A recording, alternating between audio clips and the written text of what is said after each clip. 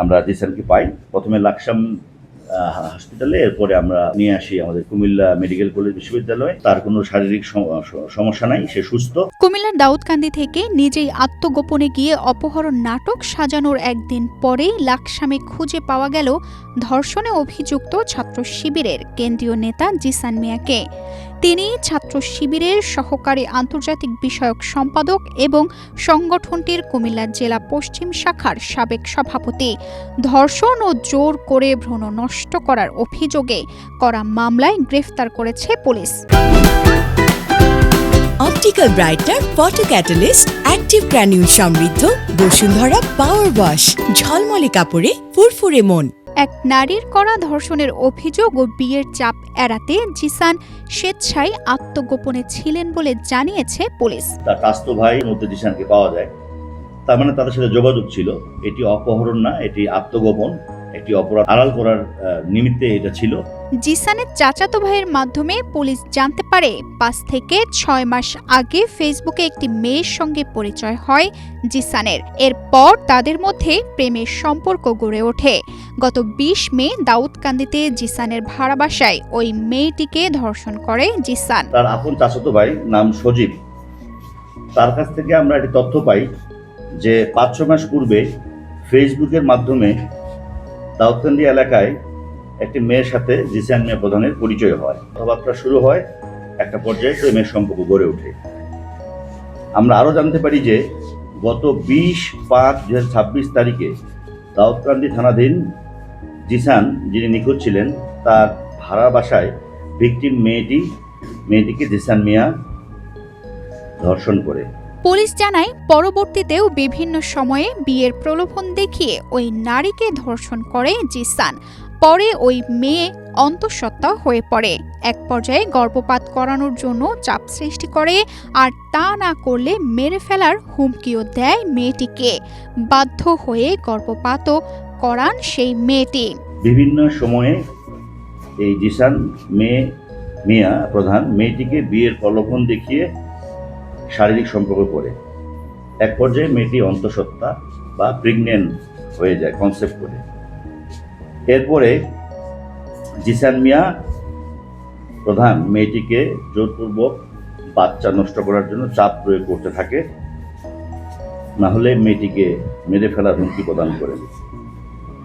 এক পর্যায়ে মেয়েটি জানের ভয়ে বাচ্চা নষ্ট করতে রাজি হন। পরে মেয়েটি বিয়ের জন্য চাপ দিলে শুক্রবার বিয়ে করবেন বলে সম্মতি দিয়েছিলেন জিসান, কিন্তু বিয়ে না করার টাল বাহানা থেকে বৃহস্পতিবার আত্মগোপনে গিয়ে অপহরণের নাটক সাজান। রক্তক্ষরণ হয়, এই বিষয়টিও মেয়েটি জিসানকে জানায়।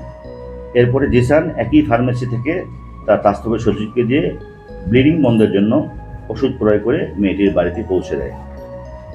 রক্তক্ষরণ বন্ধ হওয়ার পর মেয়েটি জিসানকে বিয়ের জন্য চাপ প্রয়োগ করে। তারই ধারাবাহিকতায় গত 12/6/2026 তারিখ, যেদিন উনি নিখোঁজ হয়, ওই দিন বিয়ে করার সম্মতি দেয় এবং বিয়ে করার জন্য নির্ধারিত তারিখ ছিল। বিয়ে করার তারিখ ছিল, কিন্তু বিয়ে না করে সে আত্মগোপনে চলে যায়। কারণ 11 তারিখ রাত 8টার পর যে বিয়ে করবে এই কথাবার্তা হয়, এটা আমরা মোবাইল প্রযুক্তির মাধ্যমে আমাদের কাছে অনেকগুলো মেসেজ আছে। অপহরণ নাটকের পর তার পরিবারের সাথে কথা বলতে গেলে জিসানের ভাই জানায় তাকে লাকসামে পাওয়া গেছে। আমরা যখন জিসানের বাবা মাকে এবং তার ভাইকে দাউদকান্দি থানায় নিয়ে আসি যে ঘটনা তো এরকম, আসলে উনি তো নিখোঁজ না, উনি কি আত্মগোপন, আপনারা জানেন, তার কিছুক্ষণের মধ্যেই তারাই বলছে যে তাদের ভাই, জিসানের যে ভাই, সে বলছে লাকসামে পাওয়া গেছে। লাকসাম পরে আমাদের আরেকটা টিম এবং আমাদের লাকসাম থানা ওসি, সার্কেল এসপি লাকসামের রেল স্টেশনের পাশে গিয়ে আমরা তাদের দেখানো মতে, এবং যারা দেখিয়ে দিচ্ছে তাদের নামও আমাদের তালিকা আছে। পরিবারের দেওয়া তথ্য অনুযায়ী জিসানকে উদ্ধার করে প্রথমে লাকসাম হাসপাতালে, পরে উন্নত চিকিৎসার জন্য কুমিল্লা মেডিকেল কলেজ হাসপাতালে আনা হয়। তবে পরীক্ষা নিরীক্ষা করে জানা যায় তার কোনো শারীরিক সমস্যাই নেই। আমরা জিসানকে পাই প্রথমে লাকসাম হসপিটালে, এরপরে আমরা উন্নত চিকিৎসার জন্য আমরা নিয়ে আসি আমাদের কুমিল্লা মেডিকেল কলেজ বিশ্ববিদ্যালয়ে। তার শরীরে ডাক্তারের রিপোর্ট অনুযায়ী, আমার কাছে রিপোর্টটি আছে, আমি দিয়ে দিব আপনাকে, তার কোনো শারীরিক সমস্যা নাই, সে সুস্থ।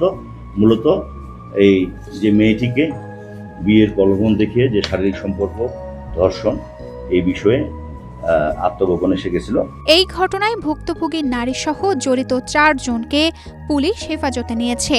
ওই নারী বাদী হয়ে দাউদকান্দি মডেল থানায় নারী ও শিশু নির্যাতন দমন আইনে একটি মামলা করেছেন। মামলায় ধর্ষণ, ধর্ষণের সহায়তা ও ভ্রূণ নষ্ট করার অভিযোগ এনে জিসানকে প্রধান আসামি করা হয়েছে। আমরা মেয়েটিকেও আমাদের হেফাজতে নিয়েছি এবং এর সাথে যে জিসান যাকে দিয়ে ওষুধ ক্রয় করে সজীব, সেও আমাদের হেফাজতে, যে ওষুধের দোকানদার ওষুধ দিচ্ছে সেও আমাদের হেফাজতে আছে।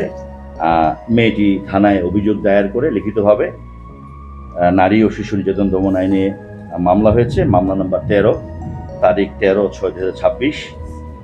আইনের ধারা 9(1)30, তৎসহ পেনাল কোডে 313 আছে।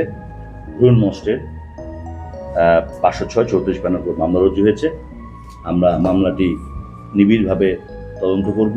এদিকে প্রেম করার অভিযোগে জিসানকে সংগঠন থেকে বহিষ্কার করা হয়েছে বলে এক ফেসবুক পোস্টে জানান শিবির নেতা ও ডাকসুর জিএস এম ফরহাদ। তানজিদা রহমান ইনায়া, বাংলাদেশ প্রতিদিন।